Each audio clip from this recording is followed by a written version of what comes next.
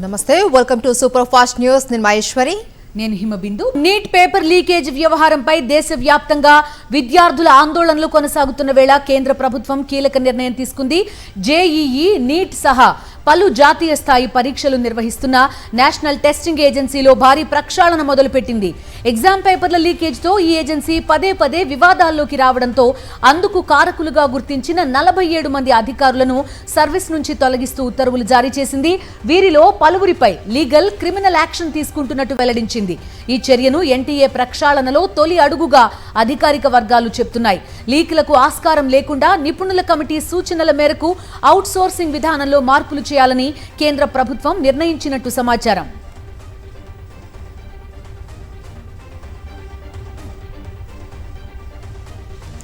కేంద్ర కేబినెట్ కీలక నిర్ణయం తీసుకుంది. పేపర్ లీకేజీ చట్ట సవరణ బిల్లుకు ఆమోదం తెలిపింది. దీంతో పేపర్ లీకేజీకి పాల్పడిన వారిపై కఠిన చర్యలు అమల్లోకి వచ్చాయి. ఇకపై పేపర్ లీకేజీకి పాల్పడ్డట్లు తేలితే ఎంతటి వారైనా సరే 10 ఏళ్ల జైలు శిక్ష, 10 కోట్ల జరిమానా విధించేలా కేంద్ర కేబినెట్ నిర్ణయం తీసుకుంది. ఈ పేపర్ లీక్ చట్ట సవరణ బిల్లును సోమవారం పార్లమెంట్లో ప్రవేశపెట్టి ఆమోదింపచేసేందుకు కేంద్రం ప్రణాళిక సిద్ధం చేసినట్లు తెలుస్తోంది.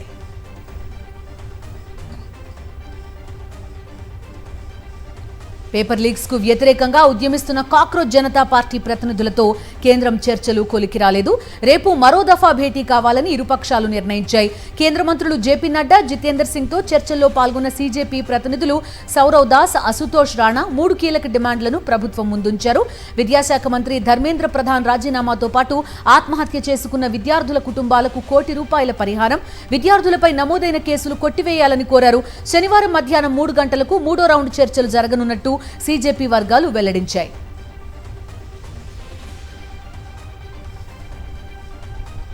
ధర్మేంద్ర ప్రధాన్ రాజీనామా విషయంలో కేంద్రం నుంచి ఎలాంటి హామీ రాలేదు అన్నారు సీజేపీ అధికార ప్రతినిధి అశుతోష్ రాణా. ప్రధాన్ రాజీనామా లేదా బర్తరఫ్ కు సంబంధించిన 2 రోజుల్లో స్పష్టమైన ప్రకటన రాకుంటే జూలై 20 తరహాలో మరోసారి దేశవ్యాప్త ఆందోళనలకు పిలుపునిస్తామని తెలిపారు అశుతోష్ రాణా. लेकिन इस समय पूरे देश की एक सिंगल डिमांड है धर्मेंद्र प्रधान का इस्तीफा। सरकार ने जो डेलीगेशन वहां पर मौजूद था, सरकार को बहुत क्लियरली ये कम्युनिकेट कर दिया है, 1 दिन में 2 दिन में धर्मेंद्र प्रधान को बर्खास्त नहीं किया जाता है तो फिर कॉकरोच जनता पार्टी की तरफ से एक और कॉल दिया जाएगा, नेशनल कॉल दिया जाएगा 20 जुलाई की तरह. సీజేపీ డిమాండ్లపై విస్తృతంగా చర్చించామన్నారు కేంద్ర మంత్రి జేపీ నడ్డా. చర్చలు సానుకూల వాతావరణంలో జరిగాయని తెలిపారు. రేపు మధ్యాహ్నం మరోసారి సమావేశమవుతామని వెల్లడించారు జేపీ నడ్డా. बातें सौहार्दपूर्ण वातावरण में हुई और कई दृष्टि से सारी बातों पर हर तरीके से चर्चा हुई. उनकी मुख्यतः 3 डिमांड थी. 5 सुधार के दृष्टि से परीक्षा में सुझाव नहीं.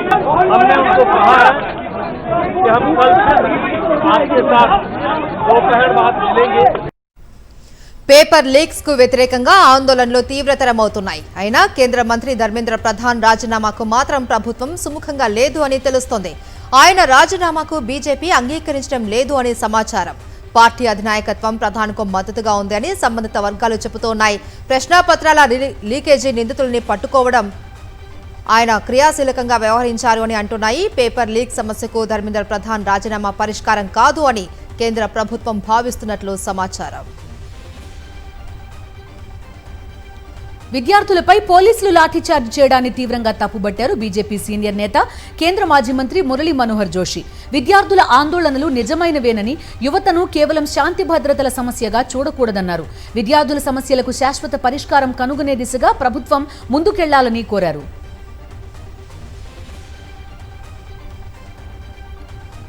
ఢిల్లీ జంతర్ మంతర్ వద్ద సీజేపీ నిరసన రోజు రోజుకు ఉధృతమవుతుంది. జంతర్ మంతర్ దీక్షా శిబిరం వద్దకు ఓ ఢిల్లీ పోలీసు అధికారి రాగా సీజేపీ వ్యవస్థాపకుడు అభిజిత్ దీప్కే ఆ ఆఫీసర్ కాళ్లు మొక్కారు. దయచేసి తమ దీక్షను అడ్డుకోవద్దు అని ప్రాధేయపడ్డారు.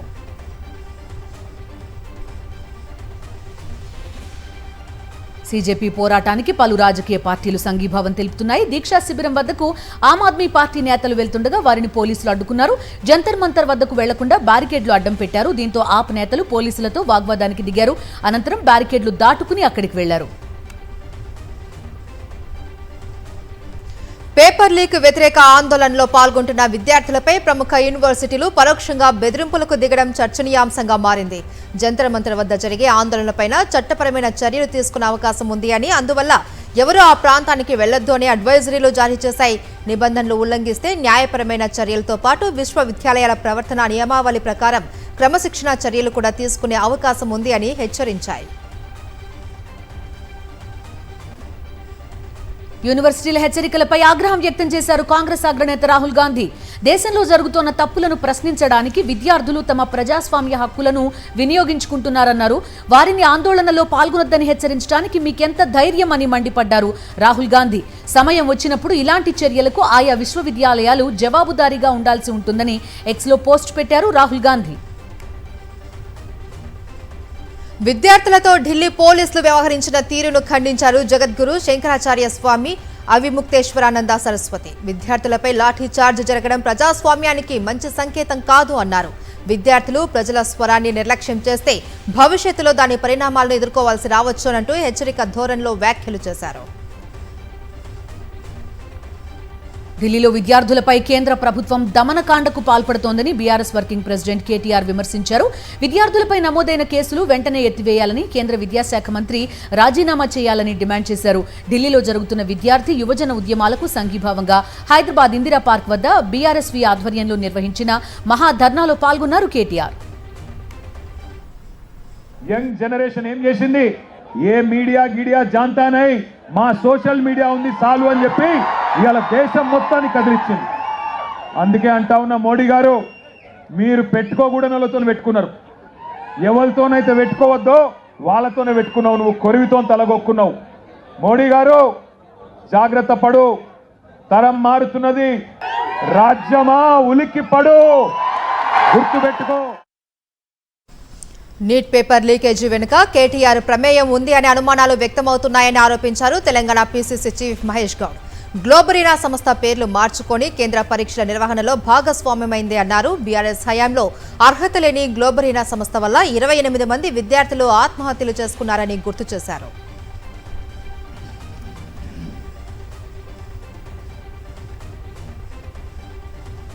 నీట్ పేపర్ లీకేజ్ విషయంలో విపక్షాలు కావాలని రాద్ధాంతం చేస్తున్నాయని మండిపడ్డారు కేంద్ర మంత్రి బండి సంజయ్. యూపీఏ హయాంలో 72 సార్లు పేపర్ లీక్ అయిందని గుర్తు చేశారు. ఆనాడు రాజీనామాలు అవసరం లేదన్న వారు ఇప్పుడు మాత్రం ఆ demand చేస్తున్నారన్నారు Bandi Sanjay.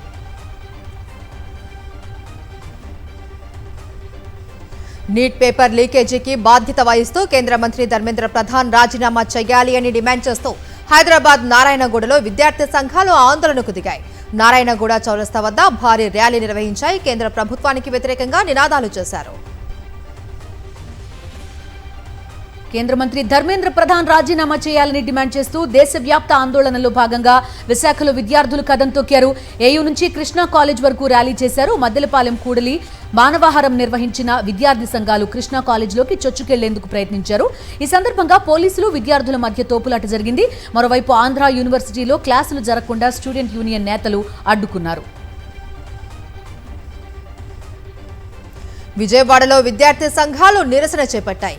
Neat paper లీకేజీకి బాధ్యత వహిస్తూ కేంద్ర మంత్రి ధర్మేంద్ర ప్రధాన్ రాజీనామా చేయాలి అని విద్యార్థి సంఘాల నేతలు డిమాండ్ చేశారు. ఢిల్లీలో నిరసన చేస్తున్న విద్యార్థులపై లాఠీ చార్జ్ చేయడం అమానుషమని మండిపడ్డారు. ఢిల్లీ జంతర్ మంతర్లో విద్యార్థులపై జరిగిన లాఠీచార్జ్కి వ్యతిరేకంగా బెజవాడ బార్ అసోసియేషన్ ఆధ్వర్యంలో అడ్వకేట్స్ ఆందోళన నిర్వహించారు. నీట్ పేపర్ లీక్కి బాధ్యత వహిస్తూ కేంద్ర మంత్రి ధర్మేంద్ర ప్రధాన్ రాజీనామా చేయాలని డిమాండ్ చేశారు. శాంతియుతంగా ఆందోళన చేస్తున్న వారిపై లాఠీచార్జ్ చేయడాన్ని ఖండించారు. నడి రోడ్డు మీద కూర్చుని న్యాయవాదులు నిరసన తెలిపారు. డౌన్ డౌన్ ఢిల్లీ పోలీస్ అంటూ నినాదాలు చేశారు. డిఎస్సీ నియామకాల్లో భారీ అవినీతి జరిగిందని, అర్హత లేని వారికి ఉద్యోగాలు కట్టబెట్టారు అని వైఎస్ఆర్సీపీ రాష్ట్ర ప్రధాన కార్యదర్శి జూపుడి ప్రభాకర్ రావు మండిపడ్డారు. డిఎస్సీ అక్రమాలపై సీబీఐ విచారణకు ప్రభుత్వం ఎందుకు ముందుకు రావడం లేదు అని ప్రశ్నించారు. ఈ నెల 28న విద్యార్థులు యువతతో కలిసి రాష్ట్ర వ్యాప్తంగా నిరసనలు చేపడతామన్నారు. సో డిఎస్సీ విద్యార్థుల తరపున రాబోయే ఎగ్జామినేషన్స్ తరపున అకౌంటబిలిటీ ఉండటం కోసం, క్లారిటీ ఉండటం కోసం వైఎస్ఆర్ కాంగ్రెస్ పార్టీ ఈ రాష్ట్రంలో విద్యార్థి లోకానికి అండగా ఉండటం కోసం, నిరుద్యోగులకి అండగా ఉండటం కోసం జగన్మోహన్ రెడ్డి గారి ఆదేశాల మేరకు కదులుతూ ఉన్నది. కర్నూలు జిల్లాలో గంగమ్మ లాకప్ డెత్ అమానుష ఘటన అని ఆగ్రహం వ్యక్తం చేశారు మాజీ మంత్రి శైలజానాథ్. బాధిత కుటుంబాన్ని పరామర్శించేందుకు వెళ్తే పోలీసులు వారిని కలవకుండా అడ్డుకున్నారని మండిపడ్డారు. గంగమ్మ మృతిపై అనేక అనుమానాలు ఉన్నాయని, గ్రామస్తులు భయంతో బహిరంగంగా మాట్లాడలేకపోతున్నారని చెప్పారు. కర్నూలు జిల్లా బద్దినహాల్ గ్రామంలో వైఎస్ఆర్సీపీ నిజ నిర్ధారణ కమిటీ పర్యటించింది. ఇటీవల లాకప్ డెత్ కు గురైన గంగమ్మ కుటుంబ సభ్యులను వైఎస్ఆర్సీపీ నిజ నిర్ధారణ కమిటీ బృందం కలిసే ప్రయత్నం చేసింది. పరిశీలించిన తర్వాత అసలుకి కొత్త అనుమానాలు, మీరు ఏమో జరిగిందన్న అనుమానం మరింత ధ్రువపడే విధంగానే అక్కడ ఉన్న సంఘటన, ఆ పరిసరాలు గమనించినప్పుడు, మాట్లాడినప్పుడు నిజంగా తీసివేయలేని అనుమానాలు మనకు వచ్చాయి. అడుగుతా ఉన్నాం, ఈవెంట్ వైజ్ మాట్లాడాడు. నేను ఒక్కటే అడుగుతా ఉన్నా, ముఖ్యమంత్రి గారికి లా అండ్ ఆర్డర్ ఆయన చూస్తాడు కాబట్టి ముఖ్యమంత్రి గారికి మీరు గమనిస్తున్నారా ముఖ్యమంత్రి గారు ఈ రాష్ట్రంలో కాళేశ్వరం ప్రాజెక్టు బ్యారేజీల భద్రత, నీటి నిల్వ అంశంలో తెలంగాణ ప్రభుత్వం కీలక నిర్ణయాల దిశగా అడుగులు వేస్తోంది. జలశక్తి మంత్రిత్వ శాఖతో పాటు జాతీయ ఆనకట్టల భద్రత సంస్థ ఎన్డీఎస్ఏ నుంచి తాజా సాంకేతిక అభిప్రాయాన్ని కోరాలని మంత్రి ఉత్తమ్ కుమార్ రెడ్డి అధికారులను ఆదేశించారు. నిపుణుల లిఖితపూర్వక నివేదికలు వచ్చిన తర్వాతే బరాజుల్లో నీటి నిల్వ, పంపింగ్ పై నిర్ణయం తీసుకుంటామని స్పష్టం చేశారు. ప్రస్తుతం ఎన్డీఎస్ఏ సూచనల మేరకు బరాజులు ఫ్రీ ఫ్లో విధానంలోనే కొనసాగుతున్నాయని తెలిపారు. పార్టీ మార్పుపై మాజీ మంత్రి మల్లారెడ్డి ఫుల్ క్లారిటీ ఇచ్చారు. తనకు పార్టీ మారే ఆలోచన లేదు అన్నారు. బీఆర్ఎస్ లోనే కొనసాగుతాను అని మల్లారెడ్డి క్లియర్ కట్ గా చెప్పేశారు. మేడ్చల్ నియోజకవర్గంలో బీఆర్ఎస్ కార్యకర్త రక్తంతో రాసిన లేఖపై చాలా బాధపడుతూ ఉన్నానని చెప్పారు. చిరునామా రాయకుండా లేఖ రాసినప్పటికీ తెలుసుకుని అతన్ని కలుస్తాను అన్నారు మల్లారెడ్డి. తల్లికి వందనం ఇస్తామని హామీ ఇచ్చిన చంద్రబాబు ప్రభుత్వం తల్లులకు వంచనే మిగిల్చిందని మండిపడ్డారు మాజీ మంత్రి చెల్లుబోయిన వేణుగోపాలకృష్ణ. కేవలం 64,76,000 మందికి మాత్రమే అర్హులని ప్రకటించి 22,65,000 మందిని పథకానికి దూరం చేశారన్నారు చెల్లుబోయిన. ఈ నీకు 15 అని నమ్మి ఓటు వేసిన ఆ తల్లులకు మిగిలింది వంచనే. అవసరం ఎంత ఉంది? 13,112 కోట్లు. కేటాయించిందంతా 10,120.78 కోట్లు. అంటే ఈ పథకాన్ని ఎలా నిర్వీర్యం చేయాలి అనేటువంటి విషయం ముందుగానే ప్రభుత్వం ఒక అంచనాకు వచ్చి చేసినటువంటి పరిస్థితి. సాగునీటిపై కూటమి ప్రభుత్వం చేతులెత్తేసింది. కృష్ణా డెల్టాకు సాగునీరు ఇవ్వలేము అని తేల్చి చెప్పేసింది. వర్షాలు పడి ప్రాజెక్టులు నిండితేనే ఖరీఫ్పై ప్రణాళిక సిద్ధం చేస్తామని స్పష్టం చేసింది. పోలవరం కుడి కాలువ ఆయకట్టుపై మోటార్లు నిలిపివేశాము అన్నారు ఇరిగేషన్ శాఖ అధికారులు. నీళ్లిస్తామన్న ప్రభుత్వం మాటలు నమ్మి 23 లక్షల ఎకరాల్లో రైతులు సాగు చేశారన్నారు మాజీ ఎమ్మెల్యే టీజేఆర్ సుధాకర్ బాబు. ఒక్కో రైతు 15,000 చొప్పున పెట్టుబడి పెట్టారన్నారు. ఇప్పుడు కృష్ణా గోదావరి డెల్టా రైతులకు నీళ్లు ఇవ్వలేమని చేతులెత్తేశారన్నారు. దీంతో రైతులకు వచ్చిన 3,750 కోట్ల నష్టాన్ని ఎవరు భరిస్తారని ప్రశ్నించారు సుధాకర్ బాబు. ఈ 23 లక్షల ఎకరాల రైతులకు సంబంధించిన భూములలో 15,000 రూపాయల పెట్టుబడిని ఈ పాటికే పెట్టిన రైతులకు ఈ మారు ప్యాడీ వేయొద్దు, నీళ్లు ఇవ్వలేమని తేల్చి చెప్పింది ప్రభుత్వం ఈ రోజు. ఇప్పటికే పెట్టిన ఈ 15,000 రూపాయలు అనగా 3,750 కోట్ల రూపాయల నష్టాన్ని ఎలా పూడ్చుకోవాలి రైతు? ఏమైనా సిగ్గు ఎగ్గుందా మీకు అని అడుగుతున్నాం. మీకు రెడ్ బుక్ రాజ్యాంగం మీద ఉన్న శ్రద్ధ, పంచభూతాలను దోచుకునే విషయాల మీద ఉన్న శ్రద్ధ, ఈ మాటికే ఈ 3,750 కోట్ల రూపాయల నష్టాన్ని నివారించే బాధ్యత మీది కాదా అని చెప్పి అడుగుతున్నాం. కర్నూలును కరువు జిల్లాగా ప్రకటించాలి అంటూ సిపిఎం ఆందోళనకు దిగింది. ఆస్పరి మండలానికి తాగునీళ్లు ఇవ్వాలి అంటూ ఖాళీ బిందెలతో ర్యాలీ చేపట్టింది. సీఎం చంద్రబాబు వస్తున్న నేపథ్యంలో పెద్ద ఎత్తున ధర్నా చేపట్టారు సిపిఎం నేతలు. హంద్రీనీవా ప్రధాన కాల్వ నుంచి ఆస్పరి చెరువులు నింపాలి అని డిమాండ్ చేశారు.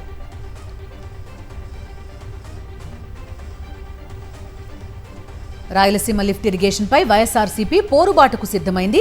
సీమ లిఫ్ట్ పనులు ప్రారంభించాలని ఈ నెల 30న పాదయాత్రకు పిలుపునిచ్చింది. రాప్తాడు నియోజకవర్గం చెన్నై కొత్తపల్లిలో వైఎస్ఆర్సీపీ నేతల పాదయాత్ర సాగనుంది. రాయలసీమ లిఫ్ట్ పనులు నిలిపివేసి అన్యాయం చేస్తున్నారని మాజీ మంత్రి ఉషశ్రీ చరణ్ మండిపడ్డారు. ఈ ఒక్క అనంతపురం జిల్లాని మళ్ళా మీరు వేరే ప్రాంతానికి నీళ్ళు తరలిస్తామని చెప్పి లైనింగ్ ఏమైనా చేస్తే అండర్ గ్రౌండ్ వాటర్ అనేది నిజంగానే మనకి ఇంగిపోతుంది. ఎక్కడ కూడా వాటర్ అనేది ఉండదు, ఎడారిగా మారిపోతుంది ఈ ఒక అనంతపురం జిల్లా. ప్రతి రైతుకు కూడా వాయిస్లెస్గా నిలబడి ఈ రాబోయే ఈ 30వ తేదీ సీకేపల్లి దగ్గర మడకసిర బ్రాంచ్ కెనాల్ అంటే ఆ పంప్ హౌస్ నుంచి మనం పాదయాత్ర చేస్తున్నాం. పంచదార్ల కొండలపై అనుమతికి మించి అక్రమ మైనింగ్ జరిపిన వాళ్లపై కఠిన చర్యలు తీసుకోవాలి అని బీజేపీ రాష్ట్ర అధ్యక్షుడు మాధవ్ డిమాండ్ చేశారు. పంచదార్ల పవిత్రతను కాపాడవలసిన బాధ్యత అందరిపైన ఉంది అని, ఇక్కడ నో మైనింగ్ జోన్ గా ప్రకటించాలి అని డిమాండ్ చేశారు మాధవ్. మించి చేస్తే తప్పనిసరిగా అది అక్రమమే, వాళ్ళని తప్పనిసరిగా శిక్షించాలి. ఎంత పరిధి మించి వాళ్ళు అక్కడ మైనింగ్ చేశారు దానిపైన వాళ్ళకి పెనాల్టీస్ వేయమని మేము కూడా డిమాండ్ చేస్తున్నాం. మాకు చాలా సెంటిమెంట్, ఆ యొక్క పంచదారులకి ఏ విధమైన ఆటంకం రావడం కానీ ఎటువంటి భంగం కలగకుండా మేము ఊరుకోం.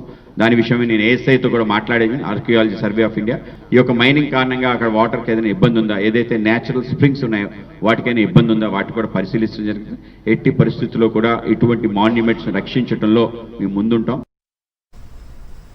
నెల్లూరులో ఎస్ఐఆర్ ప్రక్రియ ముసుగులో నిజమైన ఓటర్లను తొలగించడం, బోగస్ ఓట్లను చేర్చడం అజెండాగా అధికారులు పనిచేశారని మండిపడ్డారు ఎమ్మెల్సీ చంద్రశేఖర్ రెడ్డి. ఎస్ఐఆర్ ప్రక్రియకు చివరి గడువు కావడంతో 52వ డివిజన్ సచివాలయంలో ప్రక్రియను ఆయన స్వయంగా వెళ్లి పరిశీలించారు. ఎస్ఐఆర్ ప్రక్రియలో అవకతవకలపై మున్సిపల్ కమిషనర్ను సూటిగా ప్రశ్నించారు ఎమ్మెల్సీ చంద్రశేఖర్ రెడ్డి. పొంతనలేని సమాధానాలిచ్చిన కమిషనర్పై ఎమ్మెల్సీ మండిపడ్డారు. మీరు ఏదైతే లాగిన్ ఖచ్చితంగా బిఎల్ఓ ఆధ్వర్యంలో లాగిన్లో ఉండాలనో ఆ లాగిన్ని మీరు ప్రైవేటు వ్యక్తులకి నారాయణ కాలేజీలో పనిచేస్తున్నటువంటి స్టూడెంట్స్కి కానీ స్టాఫ్కి కానీ ఇచ్చినటువంటిది నేను ఈరోజు ప్రత్యక్షంగా గమనించి కూడా ఈరోజు ఇక్కడ మాట్లాడడం కూడా జరిగింది. దానికి ఫస్ట్ ఏం చెప్పినారు, లేదన్నారు. తర్వాత మీ ప్రజెన్స్లో మీ ఎదురుగా ఉండే వ్యక్తే చేస్తున్నారని చెప్పి నేను ఒకరోజు మీతో ఫోన్లో మాట్లాడినానని చెప్తే దానికి మళ్ళీ సమాధానం చెప్పలే. మీరు చెప్తా ఉంటారు మా పని మేము చేస్తామనే టైపులో మాట్లాడుతున్నారే కానీ ఎక్కడ కూడా ప్రజాస్వామ్య బద్ధంగా ఈరోజు వెళ్తున్నటువంటి పరిస్థితి ఎక్కడ కూడా కనిపించట్లా. నెల్లూరు నగర నియోజకవర్గంలో అత్యంత మోసపూరితంగా ఈరోజు అధికారులు ప్రవర్తిస్తూ ఉన్నారు. విద్యుత్ బస్సులను ఆర్టీసీ ద్వారానే నిర్వహించాలి అని సిఐటియు నాయకులు డిమాండ్ చేశారు. పినాకిల్ కంపెనీతో ప్రభుత్వం చేసుకున్న ఒప్పందాన్ని రద్దు చేసి ప్రైవేటీకరణ ప్రయత్నాలను విరమించుకోవాలి అని డిమాండ్ చేశారు. ఆర్టీసీ కార్మిక సంఘం నేతలు మూతపడిన డిపోలను తిరిగి ప్రారంభించి ఆర్టీసీ ఆస్తులను కాపాడాలి అని కోరారు. ఆర్టీసీ ప్రైవేట్ వారికి అప్పచెబితే ఏమిటి ప్రభుత్వానికనంటే ప్రభుత్వానికి కమిషన్ వస్తుంది. ఆర్టీసీలో ఉంటే ఏం రాదు. కేంద్ర ప్రభుత్వ పాలసీని అమలు చేస్తున్నట్టు ఉంటుంది. అన్నింటికంటే కూడా మన ఆర్టీసీని ప్రైవేటైజ్ చేయడంలో ప్రధానమైనటువంటి విషయం అంటే 950 ఎకరాల భూములు ఉన్నాయి.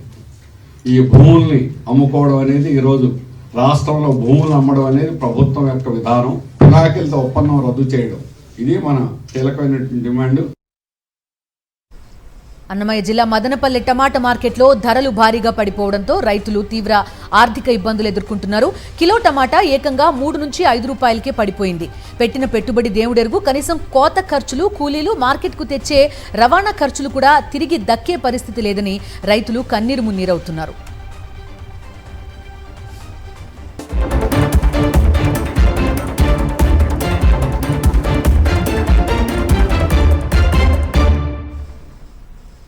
జాతీయ వార్తలు చూద్దాం. నీట్ ప్రశ్నాపత్రం లీక్ వ్యవహారంపై పార్లమెంటు దద్దరిల్లింది. విపక్షాల ఆందోళనలతో వరుసగా 5వ రోజు ఉభయ సభల్లో వాయిదాల పర్వం నడిచింది. ఎలాంటి చర్చ చేపట్టకుండానే లోక్సభ, రాజ్యసభ సోమవారానికి వాయిదా పడ్డాయి.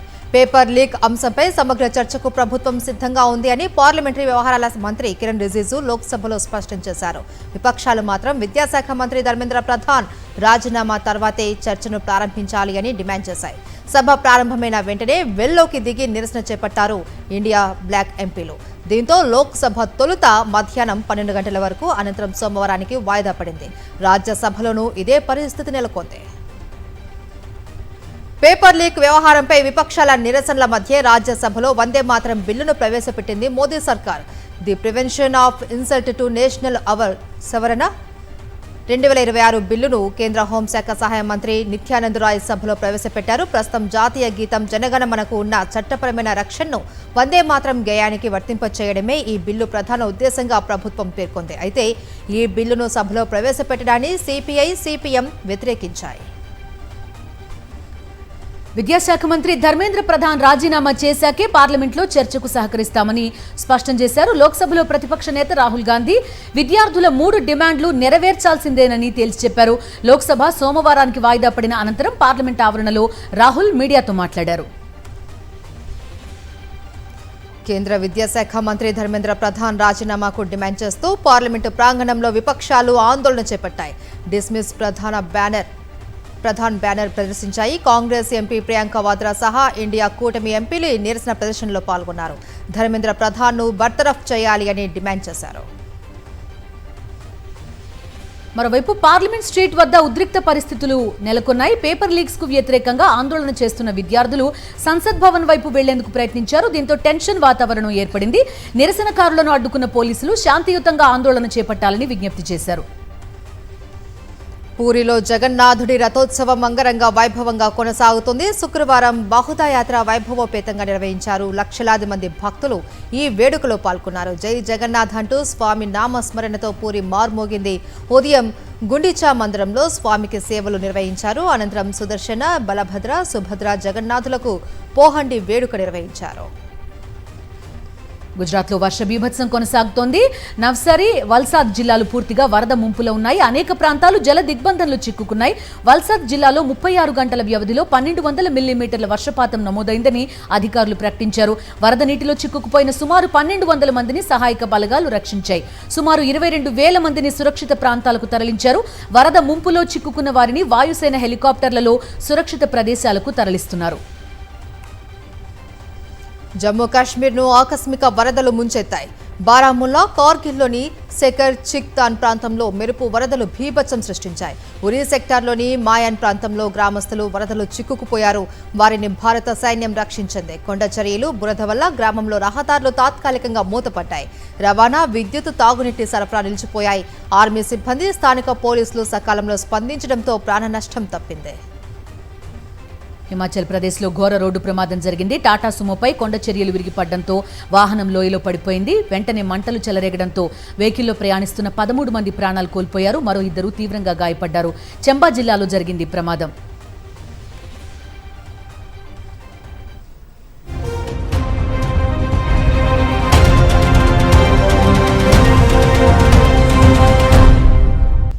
అంతర్జాతీయ వార్తలు చూద్దాం. బంగ్లాదేశ్ అధ్యక్షుడు మహమ్మద్ షాబుద్దీన్ రాజీనామా చేశారు. అనారోగ్య కారణాలతోనే ఆయన తన పదవికి రాజీనామా చేశారు అని స్థానిక మీడియా వెల్లడించింది. షాబుద్దీన్ పదవీ కాలం 2028 ఏప్రిల్ వరకు ఉన్నప్పటికీ ముందుగానే అధ్యక్ష పదవి నుంచి దిగిపోయారు. షేక్ హసీనా దేశం విడిచి వెళ్లిపోయాక యూనస్ నేతృత్వంలోని తాత్కాలిక ప్రభుత్వం అనేక ఇబ్బందులకు గురిచేసిందని షాబుద్దీన్ గతంలో పేర్కొన్నారు. ఈ క్రమంలోనే షాబుద్దీన్ అధ్యక్ష పదవి నుంచి వైదొలిగినట్లు తెలుస్తోంది. సుప్రీంకోర్టు తీర్పుతో ఎదురుదెబ్బ తగిలినా తన టారిఫ్ వ్యూహాన్ని వదులుకోలేదు అమెరికా అధ్యక్షుడు డొనాల్డ్ ట్రంప్. తాత్కాలికంగా 10% గ్లోబల్ టారిఫ్ల గడువు గురువారం అర్ధరాత్రితో ముగిసింది. దీంతో శుక్రవారం నుంచి అమల్లోకి వచ్చేలా 60కి పైగా దేశాలపై 10 నుండి 12.5% వరకు కొత్త సుంకాలను విధించారు. ఈసారి వెట్టి చాకిరీ, బలవంతపు శ్రమ నిరోధక చట్టాలను సరిగ్గా అమలు చేయలేదనే నెపంతో సెక్షన్ 301 కింద చైనా, ఇండియా, కెనడా, మెక్సికోతో పాటు యూరోపియన్ యూనియన్ దేశాలపై ఈ కొత్త పన్నుల భారాన్ని మోపారు. సౌదీ అరేబియాతో అమెరికా కుదుర్చుకున్న సంచలనాత్మక పౌరాణు ఒప్పందంపై అధ్యక్షుడు డొనాల్డ్ ట్రంప్ యూ-టర్న్ తీసుకున్నారు.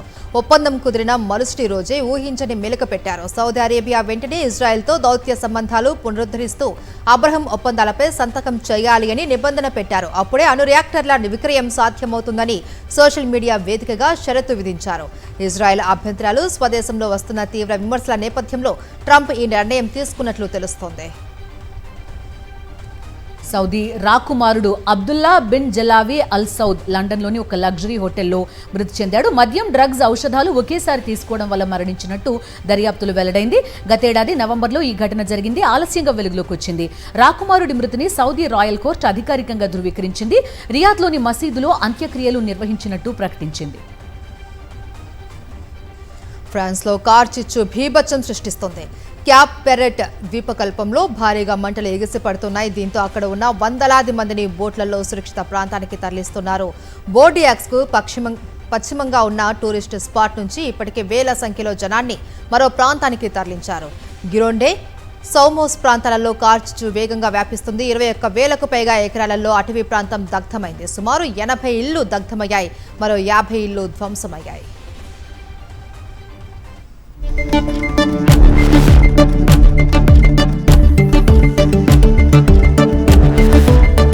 Coming to business. Business updates. చమురు ధరల పెరుగుదల, పశ్చిమాసియా ఉద్రిక్తతల నేపథ్యంలో దేశీయ స్టాక్ మార్కెట్లు వరుసగా 5వ రోజు నష్టాల్లో ముగిశాయి. సెన్సెక్స్ 332 పాయింట్లు పడిపోయి 76,059 వద్ద, నిఫ్టీ 102 పాయింట్లు కోల్పోయి 23,767 వద్ద ముగిసింది.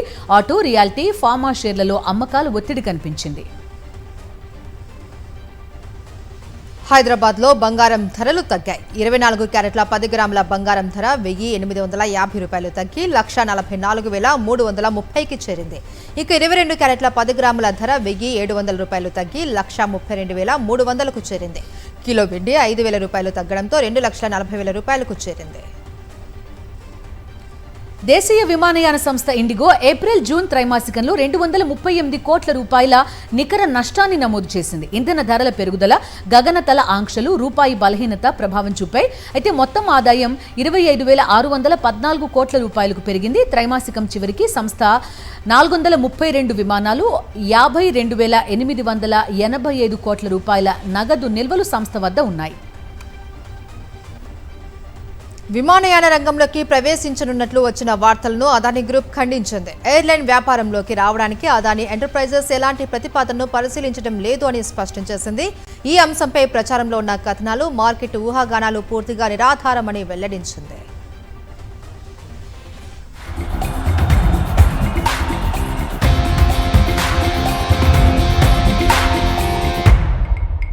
Coming to sports updates. భారత test one day captain Shubman Gill విద్యార్థుల భవిష్యత్తు, విద్యా ప్రాముఖ్యతపై సోషల్ మీడియాలో సందేశం పంచుకున్నారు. యువతకు నేర్చుకునే, కలలు కనే ప్రతి అవకాశం దక్కాలని ఆకాంక్షించారు. శాంతియుతంగా తమ అభిప్రాయాలు వ్యక్తం చేసే యువతను గౌరవిస్తున్నానన్నారు. విద్య దేశ భవిష్యత్తును తీర్చిదిద్దుతుందన్న ఆయన విద్యార్థుల ప్రయోజనాలకే ప్రాధాన్యత ఇవ్వాలని పేర్కొన్నారు.